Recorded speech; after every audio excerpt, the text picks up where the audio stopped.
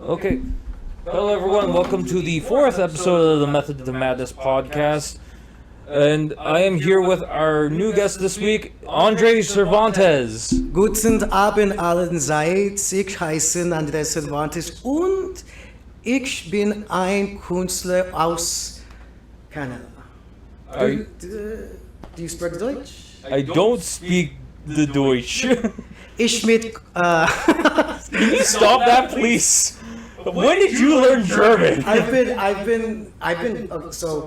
always had this fascination with the German language, the German history, and its culture. A lot of people think it, for other reasons, but I've always thought of it to be a very beautiful, powerful language. Like some say it's the language of discipline. I don't know. And then, a lot of things have come from Germany, like, a lot of science, a lot of philosophy. I've just been practicing because, like, my roommate's European, so he speaks Portuguese. Okay. And my brother's done the whole Europe thing, so he's been to, like, Germany, he's been to England, he's been to France and all that. So I was just like, hey, let's learn something. And for me, German, it felt a little bit easy because English and German kind of have like similar things. Oh, can you bring the mic a little bit closer to you? Yeah. Like saying what's up in German would be was gut. Mm-hmm. So I don't know. I've always been interested in that stuff, and I went to school for sociology, and a lot of the works we would read would be from like German philosophers and social scientists. Mm-hmm. Not real scientists. Okay. Sorry, can I say that? You can do that, no problem. I'm just trying to see where your mic is at, just to make sure everything's going all right. So this is me. I'm the host mic. Also, Rammstein is one of my favorite bands. So you wanted to understand the lyrics and all that. Yeah, dude. I've always been a huge music person growing up. Like I know, like you met me through comedy, but. Mm-hmm. I'd say my artistic journey, for lack of a better term, begun when I was 13, and I traded in my GameCube for an electric guitar. You bold son of a bitch! Dude, I know. My dad was surprised. He's like, "Are you really gonna do this?" I was like, "Yeah, man, I want to be like Kurt Cobain." So in high school, it's funny, dude. Elementary school, I was all about Tribe Called Quest, Wu-Tang Clan, Far Side, all those guys. What's his name? Del the Homo Sapien. Mm-hmm. I was really into hip hop, Eminem, D12, and all that. And then I don't know what happened. Like from grade 8 to like grade 9 mm-hmm. is when this transition happened. I started listening to Taking Back Sunday, Blink 182 a lot, and I just got into like that kind of music a lot more.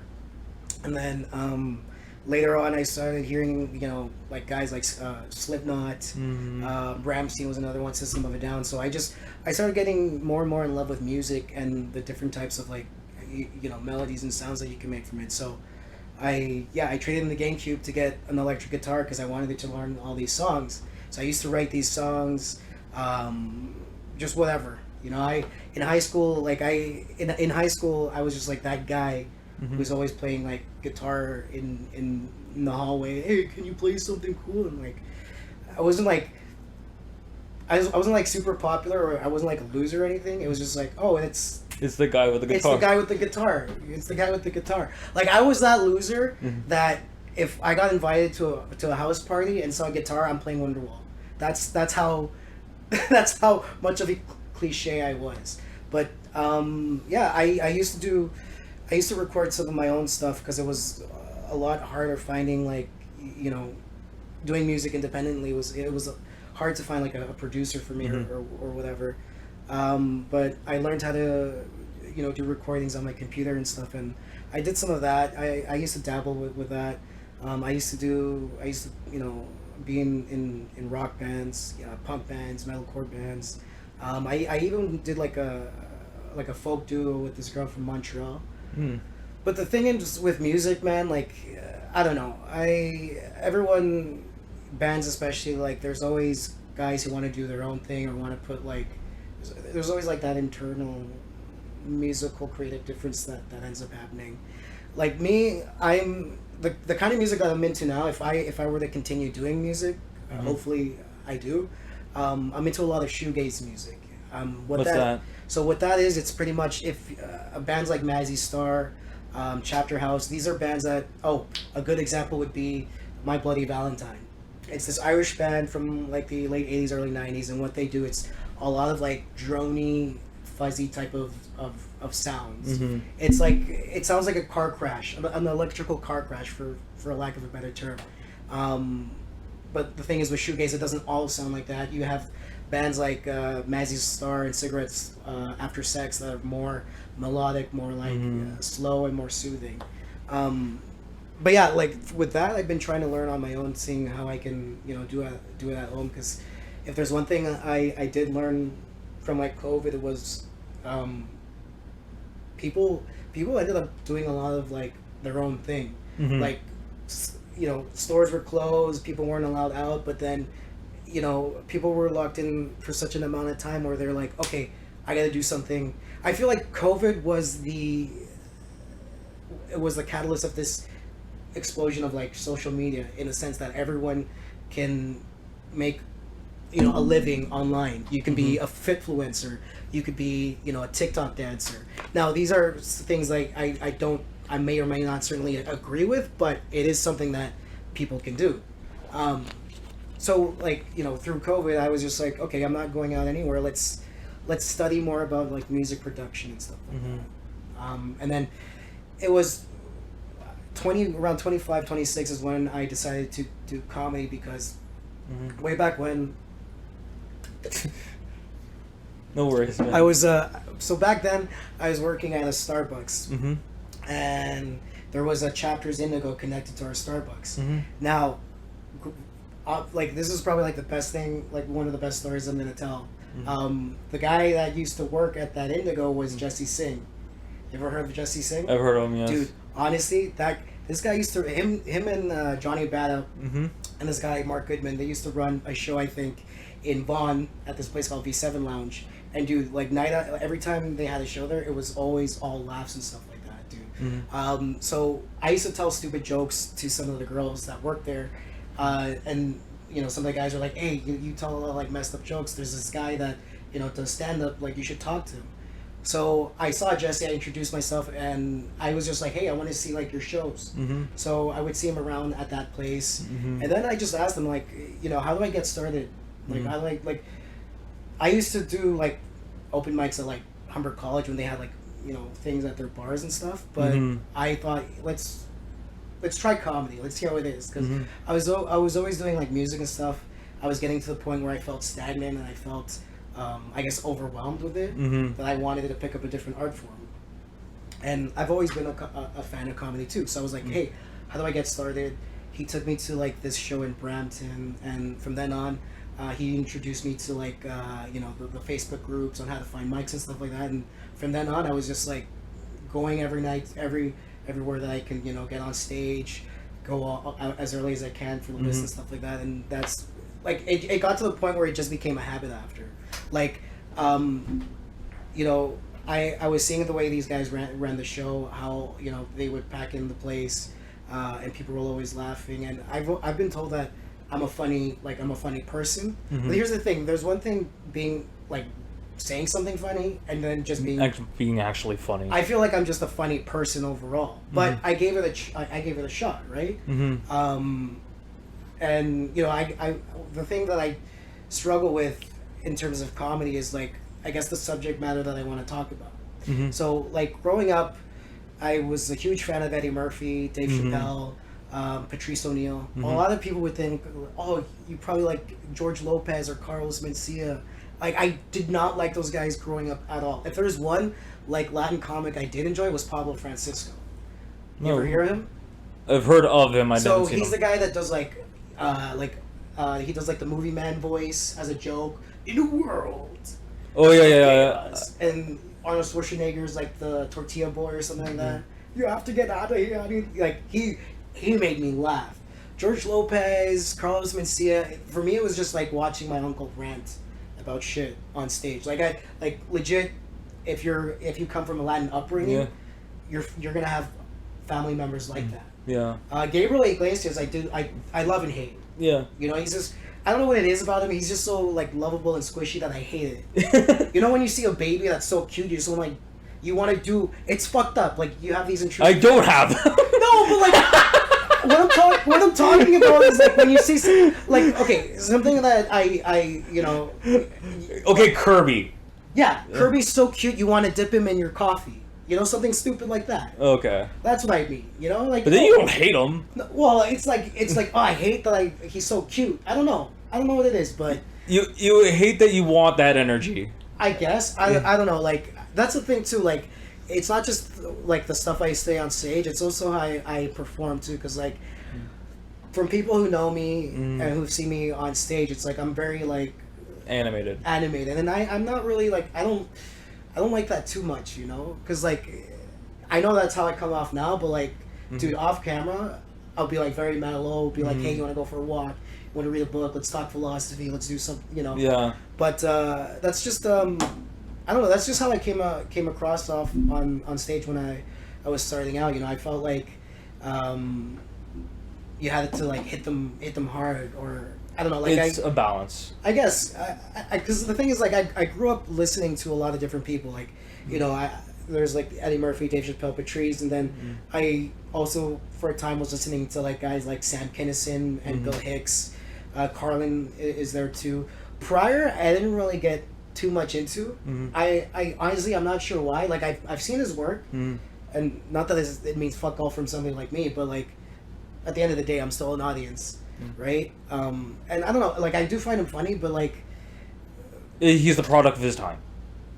I guess. I don't know what it is. Like I know he's funny and I give him credit for being that hilarious, but I just for me it wasn't it. Like a lot of people are like, oh, for a guy who's like really into Eddie Murphy, you know, we would think you'd like Richard Pryor. Well, I give a lot of comedians a shot. Right?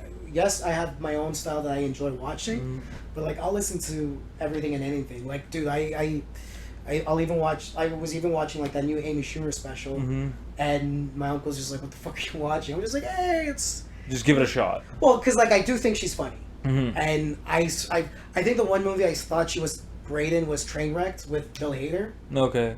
That one, and I Feel Pretty too. I watch a lot of chick flicks. Sue me. You're allowed to watch what the hell you want. I watch a lot of World War II documentaries. So do I. That's what, you know. That's why you gotta learn. Yeah, but like the thing is, like with all that, like comedy is just so different. As I said, it's very subjective. It means so many different things to so many different people. It does, and like that's why for me it's just like when people ask about like the definitions or what is comedy or who can do comedy or how to do comedy, it's not a simple yes or no. It's not something you can teach. Like I understand there are classes for it, 100%. Like I'm not speaking out anything against it, but like I feel like with certain art forms, it's like either you have it or you don't have it. I don't know. Maybe that sounds very pretentious to me to say, but like you're not wrong. For like when it comes to music, like I didn't really have like a music teacher. Like I'm not saying I'm amazing at it, but like I remember I was like 13, 14 years old. I'd get like a Fall Out Boy record or an MCR record, put it on, and like try to go along with it. Like I would look up the sheet notes online, but like I would try to like train my ear. Do it off by ear. Yeah, but again, like I said, like who am I to tell you what to do? As long as you're going up on stage, as long as the people who are there to watch comedy are laughing at you, regardless of what the other acts are saying, you're doing your job. You know, and that's what it comes down to. And it's also weird, like this, I'm gonna explain a uniquely Canadian thing, is that in Canada, people laugh through their teeth and through their head. They're not laughing out loud. It's one of the weirdest things on the planet, because you think you're bombing when you're not. Yeah, I've had, like, and even when you're watching, like, really funny movies, you're just saying, dude, that was hilarious. But you're not actually laughing. I don't know, man, like, I'll say this. Comedy does feel a lot different now than it used to, pre-COVID. I don't know. Like, I've been to the shows now, and some of the ones that I've been on, like, you have people that are there, but, like, not as much as before. Again, even back then, it was, like, hard to get people in, too, because, like, the difference between comedy in Toronto and comedy in New York. In New York, there's always something going on. There's always some guy every single block being like, "Hey, comedy show, comedy show." Yeah. There is a community here. There is an art form here, but I don't know. There's for some reason it's not getting as much attention as it should because there's a lot of funny people here. Exactly. And what really, I wouldn't say what breaks my heart, but what I guess what kind of saddens me is that you get guys, who do their best here and they leave to the States for, a better life in comedy, which, sometimes people can make it big here, but like, usually the journey is you get big where you are, you go to New York or you go to LA, or you go with the big boys or something like that. You go to like wherever, yeah. There's like for music, there's a huge music community in Toronto. Like it's recognized universally. Like people around the world will know like Celine Dion's from Canada or something. And Drake and The Weeknd. And that's not to say people don't know like Russell Peters is from Canada, but like or Jim Carrey, but like how many Canadian comedians that stayed in Toronto or gained that and like that's not to bring down the amazing performers that we have now. All I'm saying is like I feel like there's a lack of attention to comedy in Canada. Again, that's just my opinion of it. Because growing up, I was maybe it's because I was mostly into music, but I was always hearing about a concert happening at the Horseshoe Tavern, something going on at the Coalition Lounge, something going on at the Budweiser stage, Massey Hall. Like, in all honesty, like I've only ever heard Comedy Bar once or twice before I ever started doing comedy before that. So like, and that's not to say like, it's growing, but like I said, I feel like there needs to be a lot more to be done to promote the art that we have here. Exactly, because like, and that's part of the reason why this show is so that everyone, because like the biggest problem that I'm seeing that's facing comedy in Toronto right now is that there's not that emotional connection with the comedian itself. Like why should you care with what this person's saying? Because like no one really knows who anyone is, and we're just all kind of like running around with our chickens with our heads cut off. Yeah, I feel like people have the destination in sight without having the journey planned. Exactly. But I say that even though we have shit like JFL and stuff like that. But like, it's just. But we bring in people from all over the world for that. Like if you look at the JFL lineups, how many of those acts are Canadian? Like what's who the one headlining us right now is Andrew Schultz, and he's from New York. Yeah, and not to say that he's he doesn't deserve it. He just fucking deserves it. It's hilarious, but like it would like in order for us to like push this art to new people, to beginners, you need certain role models, right? Like we got Russell Peters, we got Jim Carrey. Maybe there are other people that I don't know. Like, you got John Candy and stuff like that. But like, but John Candy passed away. Yeah, it's just I don't know, man. Like I know that we have something here, but I feel like there's something missing to kind of like elevate us to like that New York level, I guess. Again, who the fuck am I? I'm just saying this, like, where there's chaos, there's opportunity, and there's a lot of chaos here because like everyone's just trying to do what they can. And there's a lot, there's a lot of great talent here. A lot. And I don't, like, how do I put this? One of us is going to shine. I know without a doubt. If it's not going to happen today, it's going to happen tomorrow.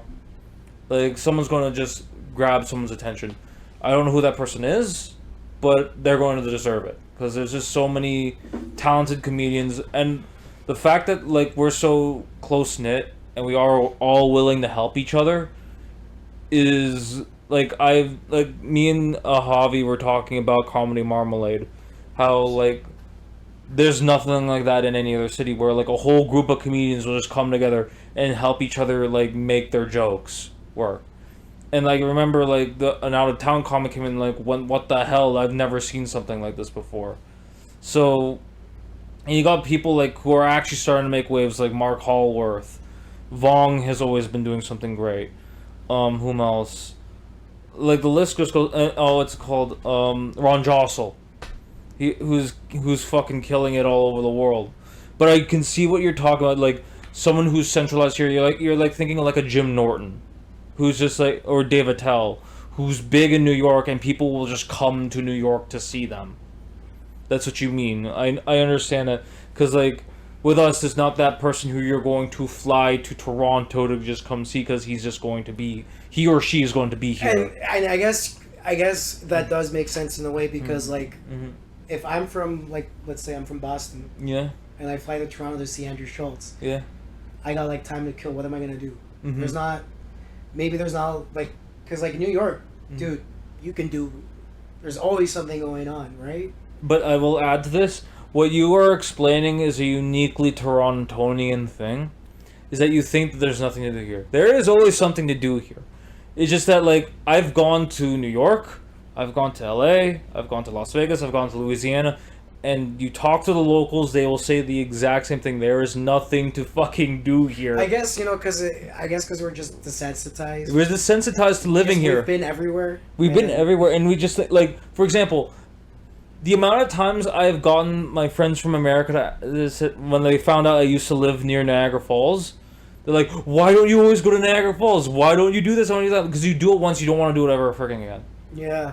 It's the same thing as here. You go to Ripley's Aquarium, whatever. You go to the CN Tower, whatever. That's true. Because I grew up working. So I grew up in Maple. Mm-hmm. This is where Canada's Wonderland is. Yeah. And same thing, like, my friends from like church, they were all from Toronto. They're like, "Oh, you live like right by Wonderland. Like, why don't you just go every day?" And I was just like, "Well, it's like I've been there like so many times to the point where it's just like it's lost all meaning. It's just like whatever. Like I'll listen to like people on the roller coasters when I'm walking through there or whatever. And it's just like, oh, okay, like so I know what it means when it's like a local thing. But yeah, like I don't know. Like I know there's something here. And like, dude. I'm happy that they like the amount of talent that there is now, like especially with like the newer acts that I've met like back, like you, Miguel, Miles, Brandon Chiffone. Dude, that guy is hilarious. Yeah, yeah, like sometimes like oh my god. And okay, so for anyone who doesn't know, Brandon Scafoni, a hilarious comic. He is visually impaired. Yeah. And I always forget that because I'm always like stoned most of the time. Every time I say hello to Brandon, I always to shake his hand. I always stick out my hand, and like Miguel's always giving me looks. He's like, dude, like, what the fuck? I'm like, oh shit. But yeah, no, it's like it's nice to see a lot of like heart. That is what I'm trying to say. If you want to talk about heart, the one comedian that I'll always bring up is Jared Nathan. Oh, dude, yeah, Jared Nathan's been like killing it. Big, like even like before COVID, that guy was. Dude, I remember I did shroom tea with that guy once. It was. Oh my god! Oh my god, that guy just does so much random crap. You know what's okay? You know what's really fucked up? So me and my uncle. Yeah. We went to a show at a park and Jared was on it too. Yeah. So it was just me, my uncle, who's I call him my uncle, family friend, this other comic, and Jared Nathan, and we were all just like playing around with each other. Yeah. And then the other comic and Jared were kind of like wrestling, and I was like, "Yo, be careful, he's got that extra strength." Why would you see him? Dude, we all three of us dropped. And Jared Nathan started like he was like, "Yo, fuck you, man!" Like I was like, "Hey, we're boys. We can, Yeah. Maybe that was extreme for me to say, but no, like, Jared is a good sport. Guy, if you hear this guy on stage, okay, like you gotta watch him. What's his plug? Jared Nathan Comedy. Yeah. Very funny dude. Very very humble dude too. Because like. I'll be like, "Yo, Jared, you're blowing up. You're in Texas. You're over here. Joe Rogan mentioned you." Yeah. He's like, "Hey, I'm just me, man." Yeah, he is one of like the smartest and nicest people I've ever talked to. You wouldn't think I forget the name of his disorder. It's like Global's. What's it called? Because he has like a little bit of everything. Yeah. Mine is autism. Is jackhammer. I don't know. It's one of his jokes. It's one of his jokes, but he's like he's one of those comics that will make me think about what he's saying, and that's what I love about him. Yeah, like dude, when I and that's the thing. I've learned. Same way with you and I. Yeah. I'm like that with him. Yeah. You know. You just like you're just like he is one of the more eloquent, put together, like just knows what he's doing comedians, and like you get that stereotype of Down syndrome in your head, and you think like, oh, like he would know. Well, I don't know what he has, but I know that he's fucking hilarious. Yes, he is hilarious. I remember, like, we used to do, like, if I would see him on mics and stuff like that, he'd be like, all right, yo, take notes, this is how it's done. I'm like, yo, easy there, dog. But he's not wrong. He's not wrong. Like, he's like, every time I've seen this guy, like, he's killed it, especially with the subject matter that he's covering. Like, it's, for me, it's just like, holy shit, like we're right here, and he's like right here. Like, yeah, like because the thing is, and that's like as I was talking about earlier, like subject matter. Like I have jokes that are stupid, they're silly. I have like my okay, I guess TV humor type of jokes, and then I have my dark jokes. And I'm always, every time I go up on stage, I'm always mixing everything together where it's just like, fuck, comedy gumbo. What am I gonna, like? I gotta pick something. You know, I can't go up there and be like, hey, I look like the fat guy from Modern Family, and then be like, hey, my dad died, but don't worry about it. Now I can make fun of it. Yeah. Don't give away your humor, man. Don't give away your jokes, man. Like, it's, well, you know, who's gonna watch me after this? Not to say Sean represent. Honestly, one of the most touching moments. I might get emotional here. Okay, no problem. One of the most touching moments that I've had with this guy, I met him at Saltos. I think the first time I met you was at Saltos. And I go up on stage. I think I was there with, who else were we with? We were there with Ruby. We were there with Steve DeGay. We were there with Sid. Steve DeGay is another funny guy, too. Oh, he's going to be on here soon. Dude, his musical comedy is fucking... Oh, he kills that on stage, man. So I remember I got off stage. We were all outside, you know, hanging out with everybody, and you're like, how long are you doing this? I'm like, I think like 5 years, and you're like, is that why you're so good? And I was just like, what? You actually thought I was good? Like, because I remember, like, you were like the only one that was like giggling at my shit. Everything, like, you know, Saltos is a fun room, but it's, no one's listening. Yeah, and you know, that really touched me because, like, you know, I it's very rare for me to hear something like that. You know, not to mention, like, you know, my uncle, my buddy Miguel, you know, they're always telling me that, you know, all the time, and I gotta give it up to my boy Miguel Jose de la Barrera.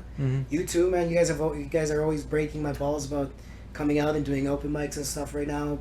And you know, the guy always checks in on me. You know, if like I'm not at a show or anything, he'll be like, "Yo, what's up? Like, you coming out? How come you're not out? Like, what's good?" So, like, it's nice to have that kind of support now. You know, because you know, pre-COVID, everyone has had their struggles and stuff like that, and it's nice that day by day I'm overcoming all of that. That's great. So it's good to have you guys around, you know. And the thing is now, like, I'm pretty much on and off with it because, you know, I've been focusing. Now I've been putting a lot more of my time on, like, your general health. Well, yeah, getting physically fit and stuff like that. Because when I got back in August, I think it was 2022. Yeah, 2022. I was like 144 pounds. Dude, I look fucking hot. I looked good on stage. I wanted to fuck myself. Like, and Clerks too. Dude, yeah, I kind of looked like Randall. This job would be great, but yeah, I was 144 pounds, and then, you know, I later on I got into a relationship with this girl at work, and then I just stopped going to the gym, and for 6 months I ended up going from 144 to like almost 190, and dude, I freaked out that I was just like, I gotta make a change again. So, you know, like I was mentioning earlier, like online you can do pretty much anything, whether it be comedy, whether it be music. So, like, right now, like my post on Instagram, or it's all about like me working out, yeah. trying to get fit, and I'm not like just like with music and comedy. It's a journey, right? Mm-hmm. And fitness itself, I believe it's an art. I don't want to sound like too like pumping iron here. Pumping the iron, it's like coming. When you're coming with a woman and you're coming to work. Where was that from? You've never watched Pumping Iron? No. I don't know. For the guys who want to like work out, Pumping Iron, Arnold Schwarzenegger. But yeah, watching things like that, it just pushed me to the point where, I gotta do something for myself. So now it's just been making posts about like me working out, being like, hey, you gotta stay fit, or this is what I'm doing today: leg day, pull day, push day. See what kind of like, I guess, audience I can get with that. Yeah, and just looking at like what other questions we can ask. I'm sorry, I'm listening. Oh. Don't worry. Damn, did I bore you so fast? No wonder my ex broke up with me. No. Your ex broke up with you because she's freaking insane. Yeah.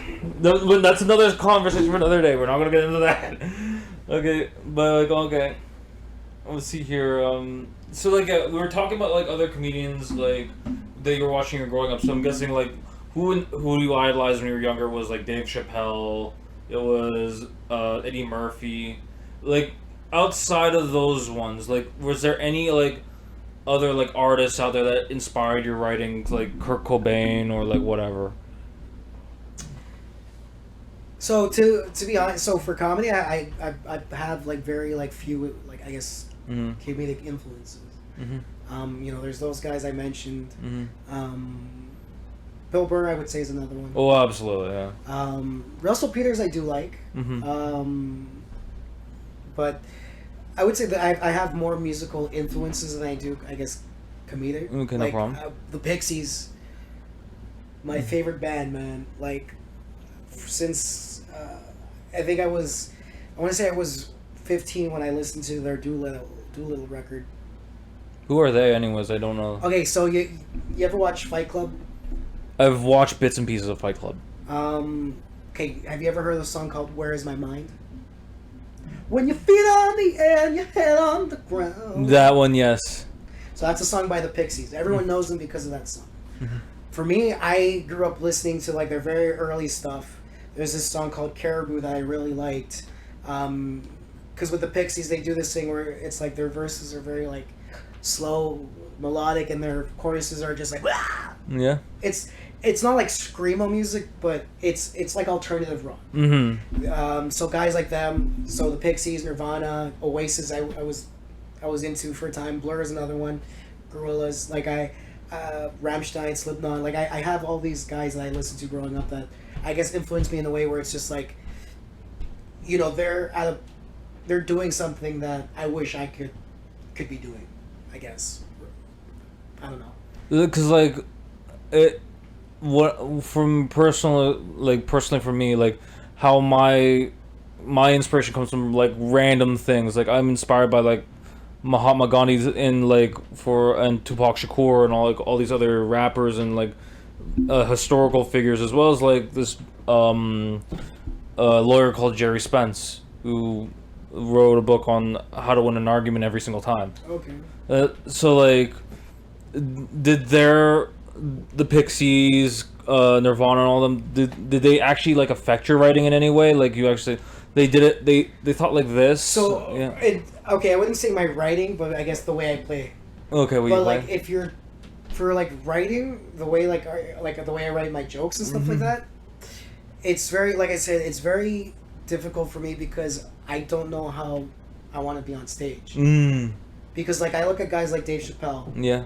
And it's just like he goes up there talking about like current events, but makes it funny. No, it's just there's this smoothiness that he does, you know. I do like Eddie Murphy, but the thing is, when Eddie Murphy was big, he was like 22, 24, so obviously he sounds very like, hey, suck dick, this, that. So yeah, I guess that's where I get some of the silliness. But like, I want to be more like mellow. Not mellow, but just like, kind of like, how do I say this? Like a wolf. stalking its prey. I don't know, some like very like Methodical. the way Wu-Tang approach their hip hop with kung fu and stuff like that. I don't know what the name is, but I know what you're talking about. Yeah. Well, a lot of hip hop had like they were influenced by kung fu. Like the fighting, standing up for yourself. I don't know where I'm going at. It's okay. Like this is why it's called method to your madness. You're trying to find a method to what you're doing, but like at the same time, like I would say like rap was just more about like understanding the pain of the situation that you're in. Like when there was a time. Well, there was a time. I like pre-COVID. I used to write things where I was talking about like I guess social political things, current events, stuff like I've always had this mentality where it's just like I don't know, there's always something worse happening to somebody else. And maybe that's very rude for me to say, but like it's true. It's just like you see people here in Western civilization complaining about very irrelevant, minuscule things. Like for example, and I don't give a fuck if I'm pissing people off with this, but when everybody was protesting the Harry Potter game, like it's a fucking video game. Exactly. Like, I understand the sentiments of some people, but it's not like I'm gonna play Hogwarts and then I'm gonna go like, bash down Queen Street or something. Yeah. Like, dude, I play Grand Theft Auto. You don't see me going out in the street killing like Latinos, whites, or black people. I play Metroid Prime. You don't see me shooting crabs. Yeah, shooting crabs. It's just like I think, like, dude, how can you complain about something like that when like there's people back home where I'm from that have to worry about gang violence. Women have to worry about like getting raped by these gangsters and stuff like that. And I had humor where it was just like I would talk about things like that. But I would get people telling me, "Oh, you're too real. That's too much." Like, for example, like I saw this interview, and again, I don't know if it's satire or not, because everything on the internet is presented as fact. Yeah. So there was this girl who was doing an interview. I think it was for BBC or something. Don't quote me on it. But she was saying how the air conditioning was oppressive. Oh yeah. You're right. That was an actual BBC video. Yeah. So I was like, yeah. Let's forget about the genital mutilation going on in like Africa, because we need to worry about you not being able to bring a sweater to work or something stupid like that. I guess I can now understand why people back then used to call me edgy, but I wasn't trying to be edgy. I was trying to be like, I was trying to pinpoint. Like, here's the thing: I do complain about things in my life, but not to the point where it's just like the whole world should stop. The whole world needs to stop. Yeah. Like when it comes to representation, I get it. There's not a lot of Latin people in movies. Well, it's really hard to say because I do like. Here's the thing: I don't feel like I'm underrepresented. Because growing up, I wouldn't say I've had an identity crisis, but like before moving to Vaughan, I used to live in a neighborhood with with Latinos and stuff like that. But I wasn't that that stereotypical Latin guy because like I said, I listened to hip hop, but like I was into like skateboarding, I was into like playing video games, reading books and stuff like that. So like a lot of my friends would call me like whitewashed and shit like that, which it kind of hurt, because it's just like when we ended up moving, from Toronto to Vaughan, a lot of my friends back then, it's like they grew like this resentment towards me because my family pushed themselves to get out of there, you know? Like I used to hear it all the time. Oh, this guy lives in Rich Gay Man Hill. I'm like, I don't even live in Richmond Hill. I live in Maple. And I like, they would make fun of me, but whenever my dad threw a barbecue, all these fucking guys were there. And I say identity crisis because like in Vaughan, I grew up with a lot of like, Portuguese, Italian, European type of friends. And to them, it was always like whenever they needed like a Latin caricature, like it was me, but it was just like, but I'm not like that. Oh, you're not a real Latin person. What the hell is a real Latin person? Exactly. Because I listen to like screamo, emo music because I used to do my hair like that. That doesn't make me Latino. No, I like the food. I do the dances. Sorry, I'm going on the thing right now because it's fine. For like, dude, it's upsetting that for a huge amount of time in my life, like I've always been told I'm not Latin enough. Pre-COVID, I would have comics even come up to me and be like, "Oh, you should go on stage, you know, do button up like your top collar, and act like a Latin gangster." Sorry. Go for it. And like, I've done that recently, and I've done that before, and I felt silly doing it. But people were laughing at it, and in my head, I'm just like, "Fuck!" Like, I don't want to get all like, what is it? It's kind of like Leftist or woke or anything, but it's just like, for me, it felt silly because I don't believe when it comes to race and ethnicity, I don't believe that there's a certain stereotype. It's just the culture that we're in. Exactly. And like, for me, it's just like I didn't like. The only thing that separated me from like I guess all the Latin kids was the fact that I couldn't speak Spanish as well as them. That was the only thing holding me back. I mean, like I said, I still listened to the music, I still did the dances, I still ate the food, but because I can't speak it properly like you can, I'm less of a Latin person than you. And I totally get that, yeah, because like for me it was more lines like I'm not West Indian enough or I'm not Asian enough. So I understand what you're going through with that. And it's like this too, like as of right now, I don't care much about representation at all because of being a mixed kid. Because like how many like let's name all the freaking half Trini, half Filipino characters out there on the planet. And how much I would care if there was even one. I would not care at all. Because like I'm more interested in like how a person is, how I can emulate who they are, like. And what pisses me off is like this Blue Beetle movie. Yeah. You know, why can't Mexicans, Latinos, we can be Superman, we can be Green Lantern, but you're gonna make us a beetle? What are you trying to say? That you trying to say we're cockroaches? Did you say that about the freaking what's it called, the Black Panther movie? Black Panther. Yeah, like. No slurs, I'm sorry, just no slurs, please. No, I'm not gonna say it. But like, it's just like you see stuff like that. Yeah. And it's just like, for me, it was just like I get it. Yeah. But like, I don't feel underrepresented. Yeah. Because the thing is with Latin culture, it's like it's very synonymous. Yeah. The only thing that separates us is where we're from. Yeah. And I guess our mannerisms. And the thing is with me, like I'm a mixed person too. But a lot of ignorant people will be like, "Oh, what's the difference?" I'm Salvadorian, Guatemalan, two different types of people. Two very different. If you ever met Salvadorian people, they're very like I don't know, maybe the same thing with Filipinos or you're half Trini, right? Yeah. Like the aunties, they're always on the phone yelling, but they're not yelling, they're just having a conversation. Like, but like, you know, my that happens, family from Guatemala, I guess it's because from the region they're from, that they're very like chill. More chill and all that. Because like I'd say like when it comes to Latin nations, the only thing that really separates you two is like how like the mannerisms, the accents, and also just a flag. Yeah, and there's like some words that are different. Like for example, Miguel, he's half Venezuelan, so like the Spanish he speaks is different from you. Is different. Like there's I forget, there's a word that he said where in Central America it means something else. Like it means something. I wouldn't say something offensive, but more like what? Like why would you say that? Yeah. Not like why would you say that, but like yo homie, you making a move on me? Oh, like, okay, yeah. Like it's and that's the thing. Central Americans were a lot different than South Americans. Yeah. I'm boring you all with this geography talk, but like. But this is the stuff that comedians talk about. But that's the thing too, because like I would like to write about my upbringing, but I've always been more into like, I guess the darker stuff, you know, like. Because the darker stuff makes you think. Well, yeah, like the whole, like I used to write a lot of stupid stuff on my old Facebook page where it's just like, oh.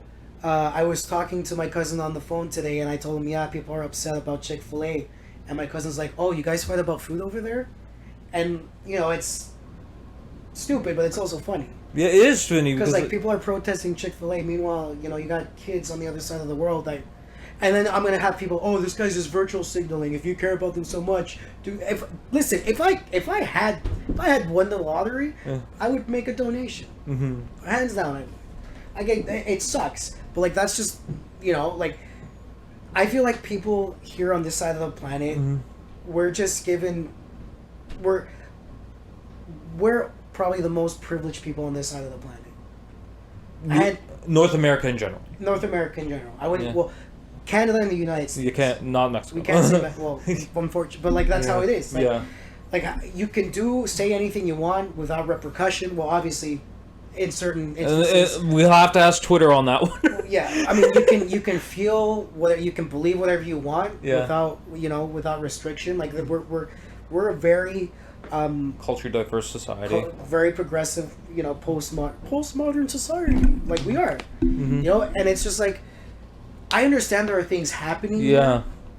But are they happening to the extent that that's being portrayed? Because the thing is, I don't want to sound like a stupid conspiracy theorist, but like, listen, I read 1984 when I was a kid. Big fucking mistake.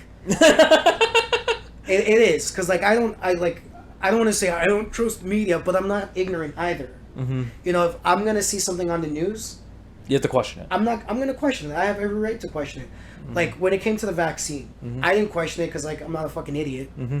And I'm sorry for people who were questioning the vaccine, but like most of you guys were all like dudes, not to You could do whatever. knock down where you're living, but they were all a bunch of like low income people living in basements. Oh, don't take the vaccine because they got nanobots. Like, dude, when I was growing up, we got kicked out of school because we didn't get certain vaccines, and we just got the shot. It was more like this. I'm like people are saying that the vaccine was dangerous, but yet they'll go on a Friday and inject smack into their eyeball. Dude, you know how okay, that's not something to brag about. Like I've done harder drugs than marijuana and alcohol, and I'm not gonna be scared of a stupid vaccine. If it does something to me, okay, I guess this is how I go out. But whatever. Like at the end of the day, they were only letting people work who had it. I got it, and dude, it was so. Honestly, what really pissed me off too was the fact that you had people arguing on Facebook about whether or not it was ethical or unethical to take the vaccine. You had producers being like, "Oh, people who are vaccinated get extra time on stage." Like, it was just so like that was dumb. That's dumb. And here's the thing, I feel like the way it was handled from the beginning from our government was very anti-productive. Unprofessional. Oh, okay. I feel no action. No action was taken, and not just that. This is how overprivileged you are over here. Mm-hmm. The fact that was it Dog Ford or Rob Ford? Is the Bowser looking one. The Bowser. When he was like, "We're gonna lock down for 2 weeks," people were losing their fucking minds, dude. When I heard I didn't have to work, I was like, "Fuck yeah, okay, I'm gonna be home. I'm gonna get high. I'm gonna get drunk. You gonna play video games? I'm gonna play video games. I'm gonna learn guitar. I'm gonna do something, dude." The internet was like my world. I could play World of Warcraft if I wanted to. Learn how to speak more German. But oh my god, my freedom! I can't go out. And listen, I get the restrictions were hard too because during that time, something was happening in my family, which I wasn't able to go see them because of these restrictions. So I get that. But the fact that you're saying your livelihood, your freedom is being taken, dude. If you haven't been to prison, I know this because I have family that's been to prison. Like you don't know what it is to have no freedom. Yeah, like you don't know what it's like on the other side of the world where, like legit. Afghanistan right now. Like if you don't wear the the hijab a certain way, like, and I'm not saying that that's how the religion is, or I'm not saying that's how this group of people are, but like there are certain things that women can't do over there that over here, like they're allowed to do, wear pants, or show your hair, show your ankles, that's not to knock down the experiences of what people other people are going through, but it's just like you can't say you have it really bad. Like I understand there are people who have it in really severe situations, but like, come on, like there's tonight, there's gonna be a kid who's probably gonna get his head chopped off because he didn't make a delivery on time for like cartels and shit like that. In Mexico, yeah, and like stuff like that breaks my heart. And like I always get like people, oh, you're using these things as crutches. I'm not, because it actually breaks my heart. It's more lines like you're bringing attention to it. Yeah, and that's what I was trying to do back then with this kind of subject matter, is bring I don't want to say I'm nihilistic or anything, but at the end of the day, like I feel like everything should be funny, because when we die, the only people that are going to enjoy our company are going to be the maggots. maybe that's how I think after what happened to me, because after that whole ordeal, like I've become more and more, I guess, I don't know, what's that word? Nonchalant. Yeah. Maybe. Like, don't get me wrong, when that whole shit went down, I was sad. I was devastated. I had lost my best friend, the love of my life. I'm talking about like a parent. Yeah. I was sad. I was devastated. But then I thought to myself, okay, this is bad, but how do I make it funny? Exactly. Oh, dude, you have no, like, that's the essence of a comedian. Like, you take, like, the darkest moments of your life and you just try and make it funny. Like, same thing too. I did that with my dad too. Like, I'm still trying to make his funeral funny. Because, like, just what happened there was just the most hilarious thing to me. It was just like, I'm not going to explain what the joke is or talk. Okay, you go, but I'll tell you a funny story that I wanted to make into a joke. But go ahead. Yeah, but I don't want to get into details because if I talk about it right now, it gives away the whole joke. But, like, something happened at my father's funeral that made me go, I'm going to be alright. Because it made me laugh. And I'm just like... and that's one of those things, like, laughter is one of those things that you have to make you know that you can actually push through something. Because if you, like, it's what Jimmy Carr said, like, I feel sad for people who get offended at jokes and say that you can't say something, because those are the type of people that just hard knuckle and white knuckle through life without any support. And that's the thing, like, the comedy is not meant to hurt people. It's meant to make people see things in a different light and go like, okay, you know what? I might be suffering, but that's hilarious. Like, for example, this one comedian made fun of a disability I have. I thought it was the most hilarious thing on the planet. He's not even suffering through it. But the way how he put it to me made me go like, that makes so much freaking sense, and it actually makes me fucking laugh.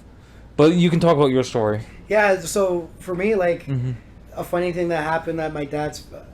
I didn't want to say that, but whatever. You can say it, no worries. No, I'm very... Like, when it comes to, like, my family stuff, I try to keep it away from comedy. Yeah. Because, there's just... I don't want to mix the two up. And, no problem. But, so after... So, the day of, we all ended up going back to my mother's house. Mm-hmm. And, I had to go get food and stuff. So, everyone was giving me their orders and stuff like that. Mm-hmm. And what I found funny is that I went to go spend like almost like $500-600 in food for my relatives, and did not get a single penny back. Like my dad just died. Yeah. And all my aunts, my uncles were like, "Oh yeah, I want the half chicken and the fries and the potatoes and the lettuce and meanwhile deep down inside I'm just like, you sons of bitches." like here I am I'm trying to cope with what just happened. I just lost my best friend, and here you are giving me orders. And when I came back, everyone just got their plates and everything, and nobody like thanked you. No one thanked me or anything, and I'm just like, it was at that point where it made me realize people don't like say they care. And I'm not saying that my family doesn't care, but like when something like that happens to you, like, oh, come on, like you're sending me to go pick up your food. Like, get the fuck out of here. That is ridiculous, man. Like, I'm not laughing because but it is funny though. It is funny. Like, I'm going like and you know what else? So, you okay? Yeah, I'm good. So give me a second, guys. Oh yeah. You get anything to keep talking about? Can I trouble you for a bottle of water? Sorry. Okay, no problem. Actually, I'll go get it. Okay, no problem. I have no idea how the hell this happened. Oh god, my life is falling apart. I don't know how the hell this happened. Give me a second. Okay. Do we need to cut to commercial? I wish I had that picture of like Kent Brockman losing his mind on The Simpsons. Put it on there. The technical difficulty signs from The Simpsons. Just keep talking and go. Keep going. Yeah. Are you sure? Yeah, just keep going. So, what ended up happening was, so we're all there, and we're burying my dad, and then my mom's like, "Oh, you should go and say something." So I do. I go up. I I do a quick, because the thing is with me and my family, we're not very, we don't like to be showy about certain things, right? Like when it happened, my cousins, my aunts were asking me, "Oh, are you gonna make a post on Facebook? Are you gonna do something on social media?" And like for me, it's like maybe that's how that's the way some people cope with their loss, but I'm not like that. Like when it happened, I only told like legit my boss at work and then a few coworkers. I wasn't going around being like, "Oh, this is what happened to me." Like my dad, always taught me to, always just be your own person, be yourself. Don't, the world is not always about me. Because I might have lost my, but something worse could be happening to somebody else. Again, there's no measurement to that, but I wouldn't have felt right doing something like that. Going on Facebook being like, today's a tragic day, this is what happened, and then seeing people with their like fake hearts and likes, like that's not me. That's not for you. Like I did do that, during Father's Day, because I felt really sad. I felt really sad because like, he's been gone for like, 2-3 years now, and seeing, other people saying like, I'm gonna do this with my dad this weekend, and Oh yeah, I know how that feels. So it got to me. It got to me to the point where it's just like, I started crying. I called my cousin. She's like, well, what triggered it? What's going on? I'm like, Father's Day is coming up. She's like, just think about like, same thing that everyone always says. Think about the good times. There's not much that I can say, but like think about the good times. Appreciate that he was around, and totally. That's the thing too. Like like one thing that I am very happy about is, despite the fact that I've had this loss, I'm happy that I didn't have a bad relationship with him, because like I grew up around friends and some family members where their dad wasn't around. And my dad was a dad to them, and that's one thing I like, that's something that I hope that, like, it's gonna sound really, really really stupid, but like, you can swear, I don't care. Some people want to be famous, some people want, to be rich and all that. For me, I would be happy just being the half the man my father was. He was very loved, very respected with his friends and his family. Everyone loved him. He was the guy that everybody went to whenever something was going on. Like at church, all my friends at church, all the other people, his friends at church, they would always go to him for like advice and stuff. My mom was the same way too. Like they enjoy. Like the thing is, if you ever met my dad or my mom, they are like polar opposites. They're very like bubbly, very outgoing. If I brought like girls over, like my mom would be like, "Oh, hi, oh my god, like how are you? Like I'm so and so. I'm Andres's mom. Like how long have you known?" And like I don't know what it is. Like some people are like spooked with that kind of like personality.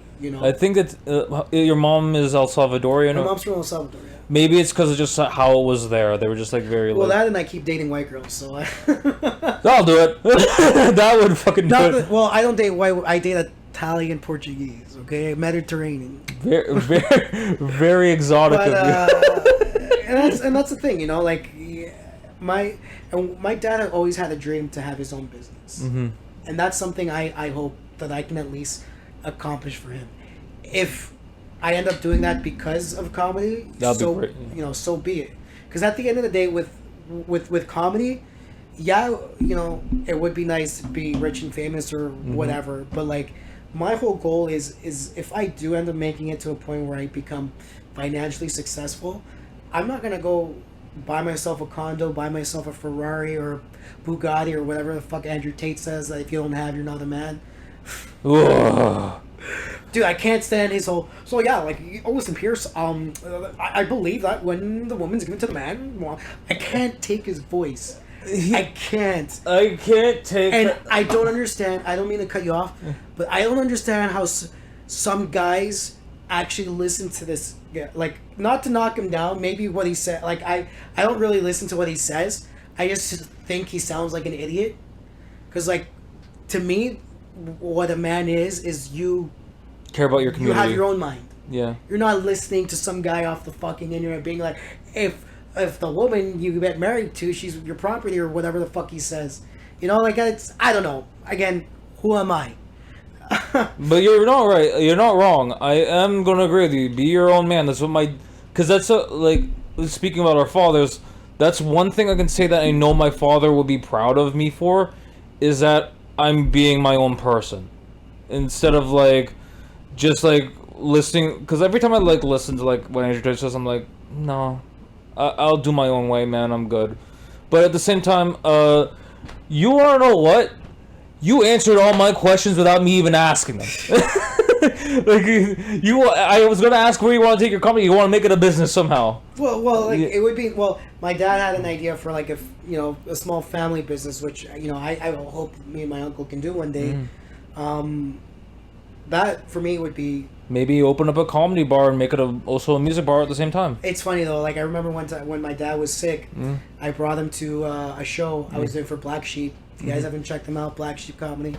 I think Darcia Armstrong is running that. Very funny lady. Giving me. Oh, is she doing it still? I think Black Sheep is still happening. Again, I don't know, but like the last time I did Black Sheep, Darcia was there. Yeah, she's because Darcia is Darcia, right? And Kathy, I think. Because Darcia's just like running around Toronto and like doing whatever. So I know Black Sheep was something that they. Yeah.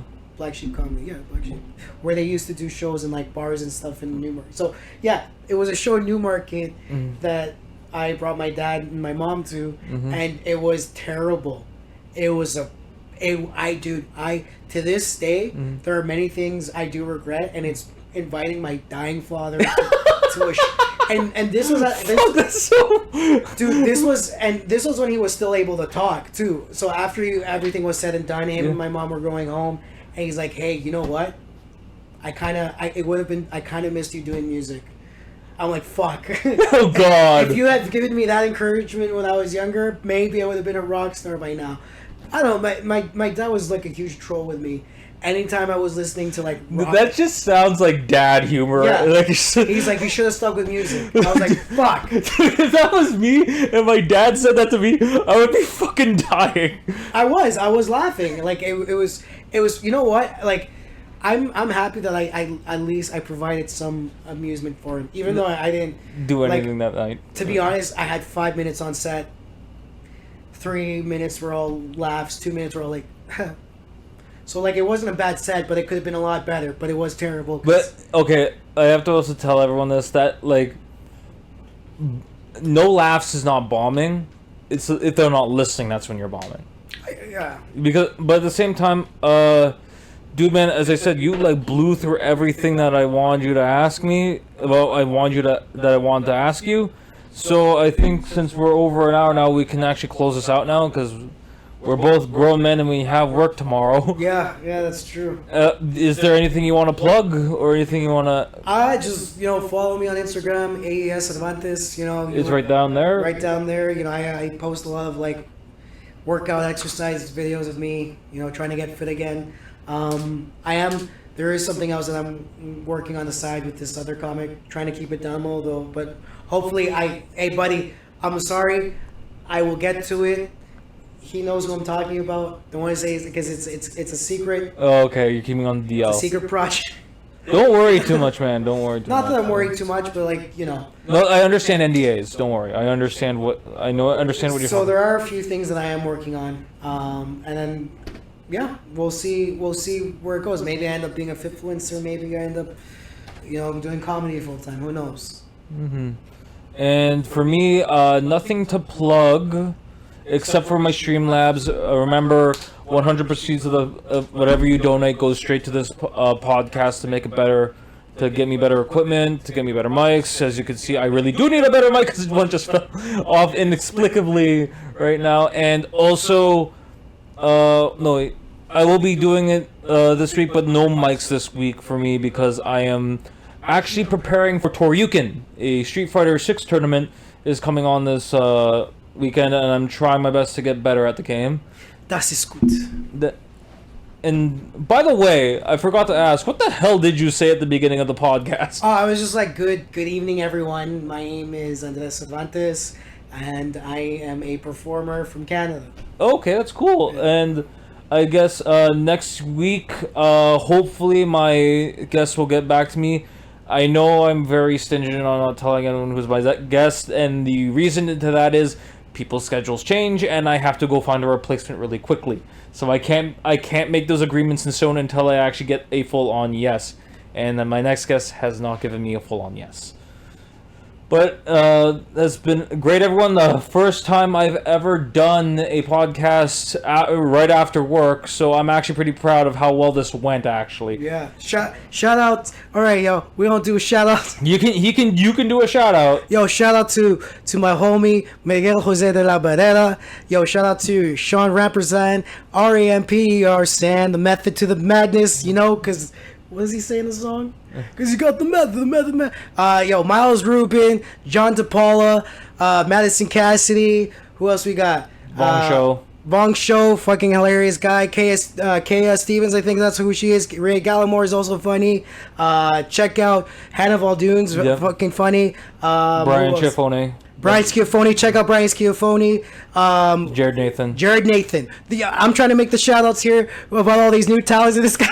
You know what? Yeah, listen to her. Yo, these are new people that I've been seeing. They're very funny. Shout out to guys Jesse Singh, Johnny Ballard for doing what you guys are doing. Very hilarious. You guys are funny. And you know what? Whomever I'm forgetting, I'm sorry. To the new guys and the old guys, whoever's been on the streets, you guys are all funny. Keep doing it. And last but not least, shout out to the guy who's been pushing me from the beginning. Christ has risen, Mr. Quincy Martin. Check him out. He's a very funny guy, dude. You know, hail up to everybody. Thank you, Quinn, for all the support that you've given me. Everybody else, blessings. Ciao. Okay, but I'll just add this one little tiny thing. All the names that we mentioned, this is why I say, like, this is like Toronto is slowly becoming what New York was in the 90s when the comedy scene was going off. And look who came from that. Oliver Cooper, Nathan Griffin. Who else do we got? Ryan Zeitz. Who else do we got? Liam Kelly. Liam Kelly, Matt Henry, Chris Bonaparte. Check all these lists, all these names I've been giving out. Check them all out. Very funny acts, and you know, follow them. Support live comedy. Support Toronto. Whoever's watching this, if you're a comic, if you're just somebody, just try. You know, these are a lot of funny guys trying to make it into the big leagues. Again, thank you very much for your time, and you know what. Salud. Pros. In Deutsch. You guys have a good night and keep well. Peace.